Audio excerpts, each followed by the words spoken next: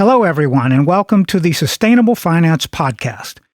My name is Paul Ellis, and I'm your host for these programs about developments in this fast-growing industry. Monika Liikamaa and Denise Johansson are the co-CEOs and co-founders at Enfuce, a payment card issuer and processing powerhouse which is challenging the global payment industry to go beyond compliance with the recent launch of the Fortitude Pledge, a bold new compliance and security standard. The pledge aims to eliminate 100% of financial crime risk across all Enfuce-processed card transactions. Enfuce believes that stopping 100% of human trafficking, money laundering, and terrorist financing is not optional. It's essential to create a sustainable 21st century business model and a direct commitment to UN Sustainable Development Goal number 16. My podcast guests today are co-CEOs and co-founders at Enfuce, and I'm very pleased to have Monika Liikamaa and Denise Johansson join me for this important conversation. Hello, Monika and Denise, and welcome to the Sustainable Finance Podcast. Hello, Paul. Thank you for having us. Thank you. Yes, it's a great pleasure to have you joining me today because I'm fascinated by what you're doing with this whole programming and pledge in the card industry. So let's just jump right into the questions that we have and find out initially what inspired Enfuce to launch the Fortitude Pledge. Well, I think it's pretty simple. We were born out of compliance. So again, being born out of the Nordics and particularly Finland, compliance mindset is something that we are kind of given already at birth, more or less. But of course, us both being old bankers, really focusing on compliance as a unique selling point has been in the DNA. And I start then taking it to the next level with the Fortitude Pledge was actually just a normal move for us, just leveling up. I would add to that we do see some headlines about payment fraud when it goes really bad by the biggest player within the industry. But a fact is that fraud and terrorist financing thereby happens every day and among any card portfolio out there. So we think that it's not aired enough. We don't think that there is transparency towards consumers what fraud is really all about. And we think that the industry gets by having this as some compliant tick box a little too easy. And we believe that the industry as a whole can do more and can do better. And therefore, we want to pledge the whole industry on this topic. That's terrific. I'm so excited that you're beginning this kind of process. And let's talk for a moment now about how the Fortitude Pledge is aligned with the United Nations Sustainable Development Goal number 16 in particular, which is designed to promote just, peaceful, and inclusive societies. Now, why did you choose to focus on that particular goal? There are 17 to choose from, right? But this seems to be the one that fits your situation most effectively. Yeah, I think from the early days, we worked with most of the SDGs, or very many, but then again, we were part of the UN SDG Ambition Program, and the whole concept of leveling up and committing to become even better was then something that we were really keen to do, and we've been part of various pledges ourselves. So, for example, the Climate Pledge, and then, of course, the Global Compact from the UN side. And we really chose the SDG 16 because it reflects what fintech must deliver: strong institutions, transparent governance, and trust. And we really felt, as Denise explained earlier, that too many just try to be on the bare minimum. And for us as consumers and customers, we deserve better. We deserve really to understand how our payments actually affect the injustices of the world and how we can make it better. And that's why, in the end, it was an easy decision in this day, in this geopolitical climate, to really nail down on the SDG 16. And Denise, do you have anything to add? No, I would say the Ambitions program helped us understand how few globally is looking into what they can do for the SDG 16. So many look at what they can do in the societies where they operate and fairness or like fair play, gender equality. But the SDG 16, many haven't looked into how could we contribute to that. Is it part of what our industries should be focusing on? So they helped us take a deep dive into the parts where many haven't been looking. And with Monika, we've always loved also challenges. So why haven't anyone looked into SDG 16? And what does it mean in practice? And is it something that we could commit to and that we could do more within? And then, as Monika said, starting to look into it, it felt so natural. Of course, this is where we should focus, and this is where we should get the whole industry to focus. Okay, now, how does the Fortitude Pledge go beyond existing regulations? You're already in a highly regulated industry, and why is that necessary at this point, do you believe? I think, first of all, most of the frameworks, as this is a very regulated industry, is very reactive. Everyone is trying to meet the regulators' requirements, which are often born reactive to problems. And I think Denise alluded to it in the earlier statements that we've seen a lot of challenges when it comes to money laundering, when it comes to really poor financial inclusions.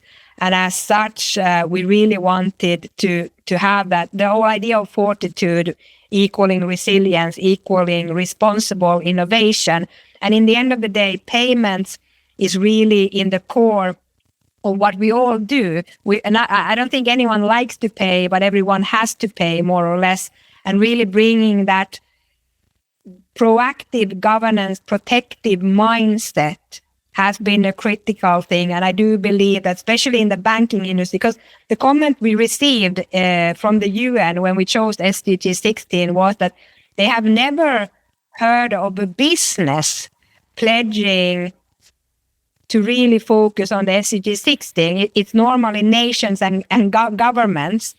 And from us being in the banking and payment side, like fighting injustice, really building fair structures, that's what payments and banking is all about. But then realizing that it's true, it's very reactive and it's always on the bare minimum side. And that was what we wanted to change. And also somehow this sense of not being very transparent, because we sometimes feel that if we actually talk about the challenges that are there within payments, so the fraud, the trafficking, like what payments are made for or used for when it comes to the bad stuff, that understanding that if we actually shared the learnings, the challenges, we could all become better. And that's how the Fortitude name came about, to pledge to become resilient together, and as such, as an output, have a more just world where payments actually do more good than harm. Yes, because you learned into that we are a very regulated environment, and that is true. But we believe that we need to do more than just ask from us. So not only asking, will this put ourselves in the headlines on the newspapers, or is this legal? We should also ask ourselves, is this right? Can we do more? Can we do better? So the Fortitude Pledge closes the gap between regulation and then responsibility. So it's about holding ourselves to a higher standard before anyone else demands it from us. Let's not wait for the regulators to demand insights, to demand that we share openly, give transparency. Let's be ahead of the curve. And I also think within the industry, the more transparent we are among each other, the better we will fight the bad things. Yes, well, I'm certainly, as a consumer of this industry, very interested in what you're doing, because it seems like most of the news that we hear about this industry is on the negative side when it comes to how cards are misused, or how the privileges of having transaction cards is abused. And that's certainly something that we'd like to see a change in, right, across the industry as a whole. So we're really excited that you're stepping forward and making this pledge and encouraging other companies to do the same thing. So tell our followers what role financial institutions can play and how consumers can participate in this process directly. So what we're really working now on is to find ways so that our customers, who are the ones who then have the end users, so the cardholders, how we can present them easily the data that they need to educate the consumer, so the users or the cardholders. So like really making the data transparent and understandable, like educational pieces coming out that when you pay in these kind of locations, what is the outcome, so that we actually educate the consumer to make a choice that matters. Because I do think that in many cases, as an example, if you buy a handbag on the side of the street that you know is a fake one, how many people actually understand that there is very few steps from that fake handbag purchase or giving money to certain type of people asking for it on the street, how short the steps is for trafficked people, for actually then those money going into criminal activity, ending up then in terrorist financing. So there are very few steps from that purchase with that payment instrument that actually has a devastating impact on many things. And it's not about scaring people, but it's just about educating, giving an easy way to make a good choice. And I think we've seen a lot of programs trying to do the same, especially when it comes to CO2 footprint. So we have a lot of calculators showcasing that if I buy this type of goods, what is the emissions that it emits?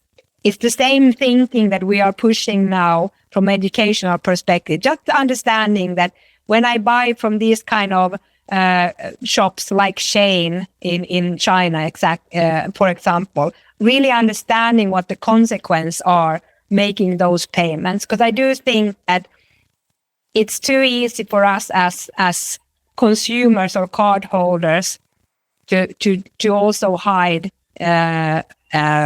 behind the illiteracy of understanding the impact. So making that data, that educational pieces easy for our customers to put to their cardholders is something that we're also working on. And that's why we also pledge the industry, because again, the more of us who are doing, it's not a competitive advantage, it's an advantage for the world that is currently on fire. So that's what we want to do. And that's how it's going to become visible more and more also to the cardholders, so the users. And we also want to open up this whole dialogue so that we get the questions, we get the concerns, because we know we have the answers, but we don't even know what all the questions are. So talking about it is the first step of really getting a dialogue between us and the actual users. Yeah. Denise, Monika mentioned the fashion industry and a company in the fashion industry that produces a lot of knockoff kinds of garments, etc. And I'm curious as to know if you do surveys or ask your cardholders what kinds of purchases they're making that may be playing into those kinds of illegal processes in those industries, or if not illegal, then at least not sustainable processes for those industries over the long term. I think a lot of consumers don't think about that side of the business. It's not necessarily against the law these days, but a lot of I think it's over 65% of purchased garments end up in landfills and are not reprocessed and reused effectively. So is there any of that kind of education process going on? Not on the survey side, as we do serve over 50 different card programs within our portfolio. But with the over 50 programs, we also serve beyond 20 million cards. And what we do get by doing the processing of the transaction ending is the big data. So we do see and we can make conclusions ourselves. Where are card being used?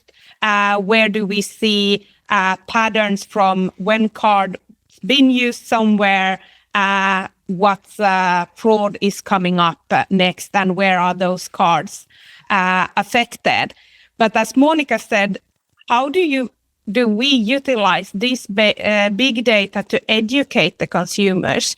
Because I don't think anyone want to do harm. And I think the CO2 emission is a great example of how powerful educating the consumers can be. Because first, when the CO2 calculators came out, it was like no one cares. No one understands the measurements. How do you judge what's good, what's bad? And no, you won't do that the first time you look at new data.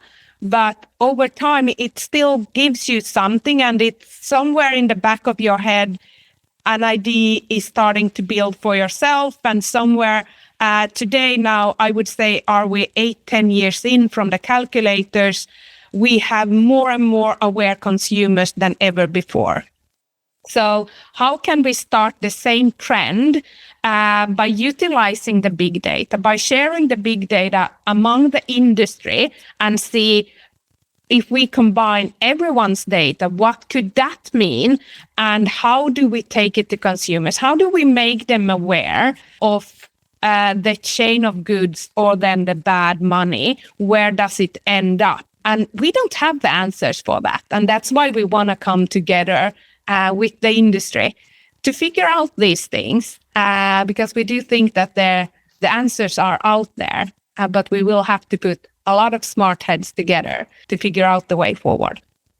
Yes, and of course today, artificial intelligence and new technologies are enabling us to review and process mountains of data that were very difficult to do before.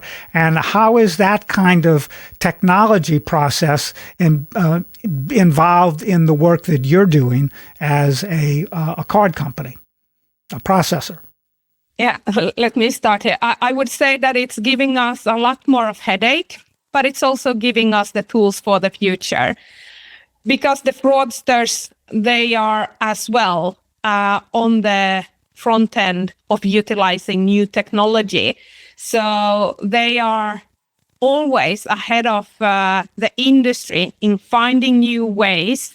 Building like new websites is popping up within seconds nowadays. And then you do the fraud that you have time to do before it's closed down and you go for the next one. That's the downside of the new technology. But on the other hand, we have more data to rely on. We see patterns so much faster than ever before. We can go down to the details of the data to understand from where it's actually coming from. So the fight against the fraudsters is picking up with higher speed than ever before as well. But it's definitely a race. Yes.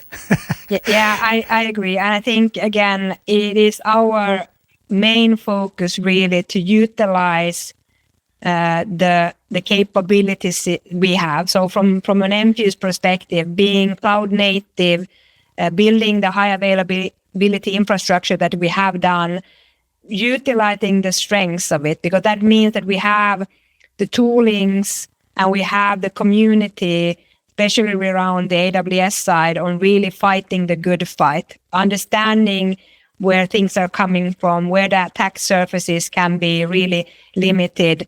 And as Denise said, and at the same time, all of the data to understand where payments are made and what the consequences are. And I do think also that some of our customers that we already have the programs, some are really focusing on making sure that they educate the customers. We have a really good case on Iceland where one of our customers, the big mobile network operator, has also added a tool to give insights based on the data we provide. So they collaborate with one of our partners, Deedster, and that's really intended for the B2B customer to understand the impact of their payments. And I think all of these kind of collaborations are really the key. So it's not about fighting alone, but coming together and with a variety of tools,